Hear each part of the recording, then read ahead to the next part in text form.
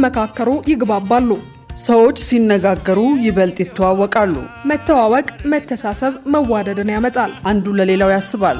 አንዱ ለሌላው አጋዥ እንጂ ጠላት አይሆንም። ወንድም ከወንድሙ ሲግባባ ሰላም ይሰፍናል። ውረድ እንውረድ ምዕራፍ ይዘጋል በምክክር።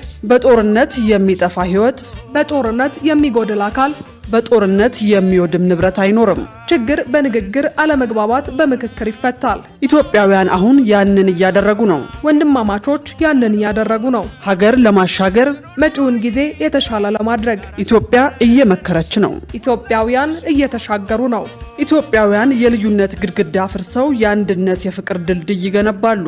የዘመኑ ጀግንነት ችግርን በመመካከር መፍታት ነውና በቸሪደር ዙሪያው በቸሪደር የኢትዮጵያ ምድር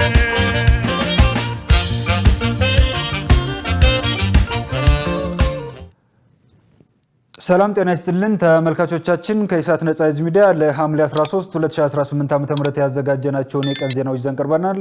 ከዜናዎቹ ጋር ሙሉቀን ሰለሞን ነኝ።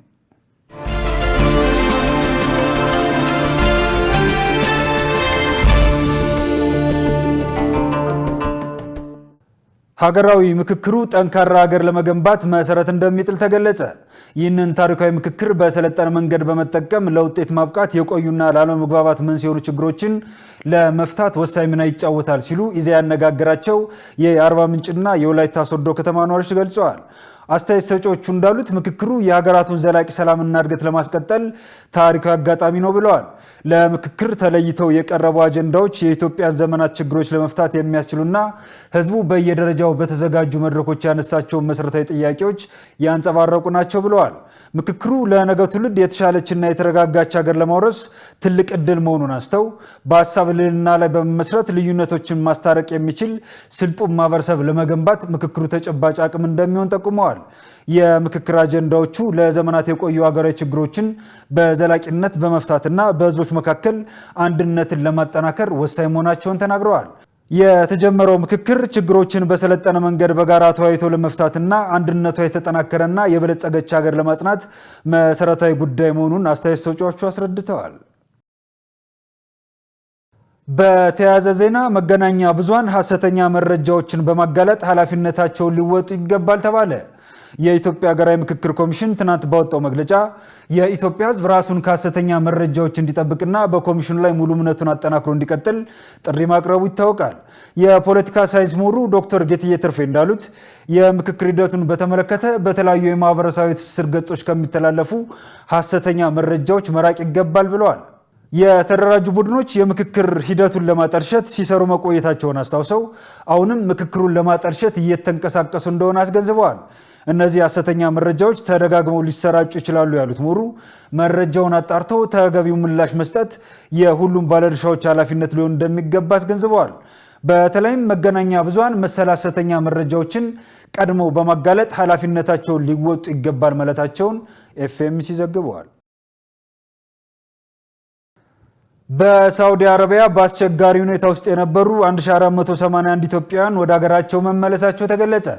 በሳምንት ውስጥ በተደረገ 6 ዙር በረራ የተመለሱት 879 ወንዶች፣ 554 ሴቶችና 48 ጨቅላ ህጻናት ሲሆኑ ከተመላሾቹ መካከል 82 እድሜያቸው ከ18 ዓመት በታች የሆኑ ታዳጊዎች ይገኙበታል ተብሏል።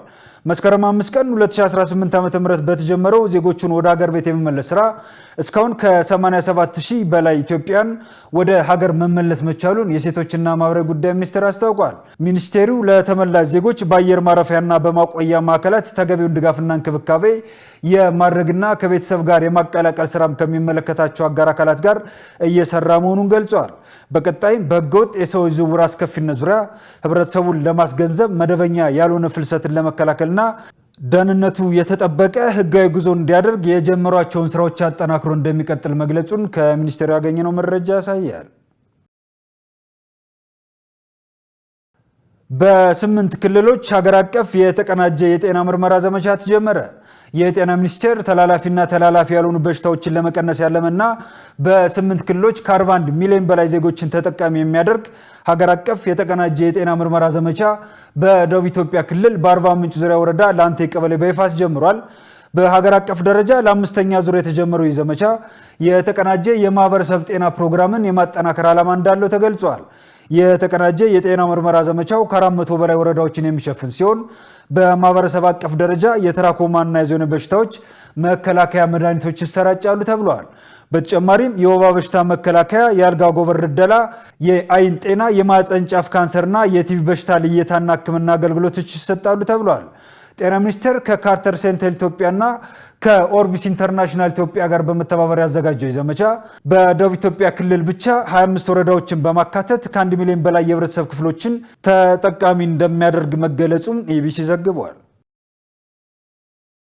ብሔራዊ የኤሌክትሪፊኬሽን ፕሮግራም ውጤታማነት ለማጠናከር እየተሰራ ነው ተባለ። የኢትዮጵያ ኤሌክትሪፊኬሽን ፕሮግራም እና የኢትዮጵያ ኤሌክትሪክና ብርሃን ተደራሽነት ፕሮጀክት አተገባበር በተመለከተ በአሶሳ ከተማ ከባለድርሻ አካላት ጋር ተወያይቷል። የውሃና ኢነርጂ ሚኒስትር ዴኤታ ዶክተር ሱልጣን ኦሊ በዚህ ወቅት እንዳሉት በብሔራዊ ኤሌክትሪፊኬሽን ፕሮግራም የሚተገበረው የአደሌ ፕሮጀክት በከተሞችና ገጠራማ አካባቢዎች የኤሌክትሪክ አቅርቦትን ለማሻሻል ጉልህ ሚና እየተጫወተ ነው ብለዋል። አማራጭ የታዳሽ ኃይል ተደራሽነትን በማስፋት ህብረተሰቡን የኃይል ተጠቃሚ ለማድረግ የተጀመሩ የኃይል መሰረተ ልማት ዝርጋታና አዳዲስ የፈጠራ ስራዎች ተጠናክረው እንደሚቀጥሉ አስታውቀዋል። የቤንሻንጉል ጉሙዝን ክልል ፍትሐዊ በሆነ መልኩ ተጠቃሚ ለማድረግ እየተሰራ መሆኑን ጠቁመው በሚቀጥለው ዓመት ውስጥ ወደ 4000 አባወራዎች የቤተሰብ ሶላር ተጠቃሚ ለማድረግ ከ9 የሶላር ድርጅቶች ጋር በጥምረት ለመስራት ታቅዷል ብለዋል።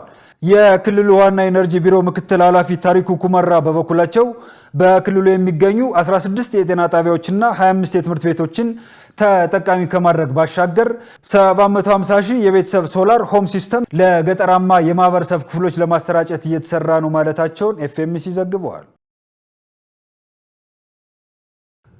በሶማሌ ክልል ቀብሪ በያ ወረዳ በደረሰ የትራፊክ አደጋ የ12 ሰዎች ሕይወት ሲያልፍ በመሬት መደርመስ አደጋ ደግሞ የ3 ሰዎች ሕይወት ማለፉና 3 ሰዎች ላይ ጉዳት መድረሱን የክልሉ ኮሚኒኬሽን ቢሮ ገልጿል። የትራፊክ አደጋውን ተከትሎ በቀብር ላይ በነበሩ ሰዎች ላይ የመቃብር ቦታ አፈር ተደርምሶ ተጨማሪ የ3 ሰዎች ሕይወት ማለፉንና ከ10 በላይ በሆኑ ሰዎች ላይ ጉዳት መድረሱን አስታውቋል። የአደጋውን መንስኤ ፖሊስ እያጣራው እንደሚገኝ ቢሮ አስታውቋል። በኦሮሚያ ክልል የስነ ምግባር ግድፈት በፈጸሙ 318 የፍትህ ስርዓቱ አባላት ላይ እርምጃ መወሰዱ ተገለጸ። የፍትህ ስርዓቱን እሴትና የስራ ስነ ምግባር በመጣስ የስነ ምግባር ግድፈት ፈጽመው መገኘታቸው በተረጋገጠ 318 የፍትህ ስርዓቱ አባላት ላይ እርምጃ መወሰዱን ተናግረዋል። የተወሰደው እርምጃም የጽሁፍ ማስጠንቀቂያ፣ የደሞዝ ቅጣት፣ ከደረጃ ዝቅ ማድረግና ከስራ ማሰናበት መሆኑን ገልጸዋል። በሌላ በኩል በኦሮሚያ ክልል በ2018 በጀት ዓመት በሶስቱ የመንግስት ፍርድ ቤቶች ደረጃ የፍትህ አገልግሎት ቀልጣፋነትን ለማሻሻል በተደረገው ጥረት በእንቅስቃሴ ላይ ከነበሩ 608889 መዝገቦች ውስጥ 595199 መዝገቦች እልባት ማግኘታቸውን የክልሉ ጠቅላይ ፍርድ ቤት አስታውቋል። የኦሮሚያ ጠቅላይ ፍርድ ቤት ፕሬዝዳንት ገዛሌ አባሲመል የ2018 በጀት ዓመት የስራ አፈጻጸም ሪፖርት ለጨፌ ኦሮሚያ ባቀረቡበት ወቅት እንደገለጹት ውሳኔ ካገኙት አጠቃላይ መዝገቦች መካከል 585372 የሚሆኑት በተቀመጠላቸው የጊዜ ገደብ ውስጥ እልባት ያገኙ ናቸው ብለዋል። ተመልካቾቻችን ከኢሳት ነጻ ሕዝብ ሚዲያ የሚተላለፉላችሁ የሰዓቱ ዜናዎቻችን እንደቀጠሉ ናቸው። ወደ ዜና እንሻገር። የሱዳን ዲሞክራቲክ ቡድን በአገሪቱ እየተካሄደ ያለውን ጦርነት ለማስቆም ሁሉን አቀፍ ውይይት እንዲካሄድ ጥሪ ያቀረበ።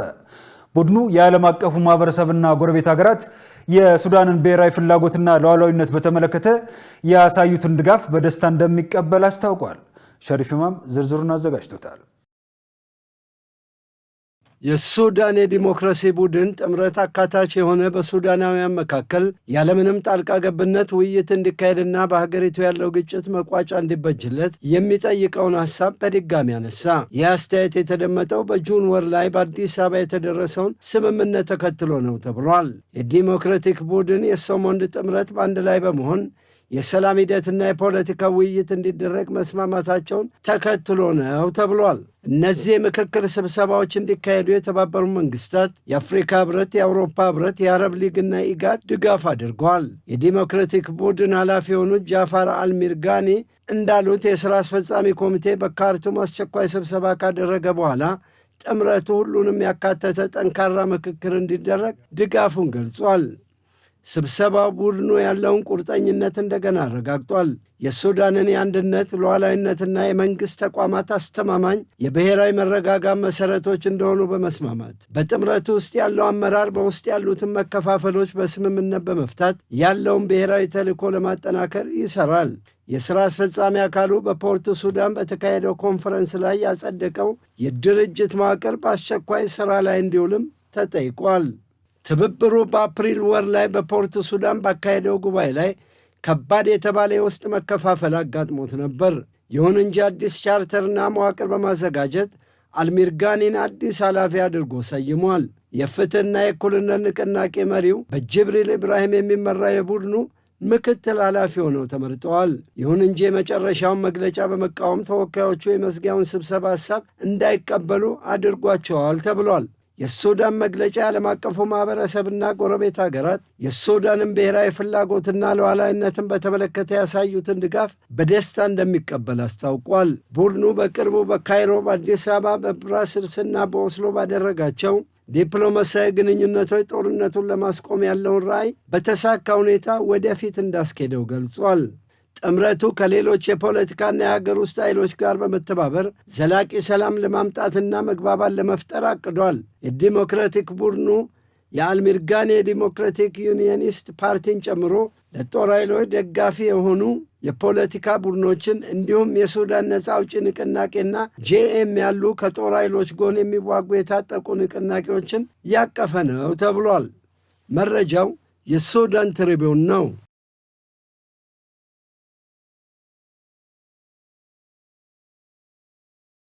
ተመልካቾቻችን ከኢሳት ነጻ ህዝብ ሚዲያ ለዕለቱ ያዘጋጀናቸው የቀን ዜናዎቻችን የተከታተሏቸውን መስሎ ነበር። ከዜናዎቹ ጋር ሙሉቀን ሰለሞን አብራችሁ ቆየው። መልካም ጊዜ ይሁንላችሁ።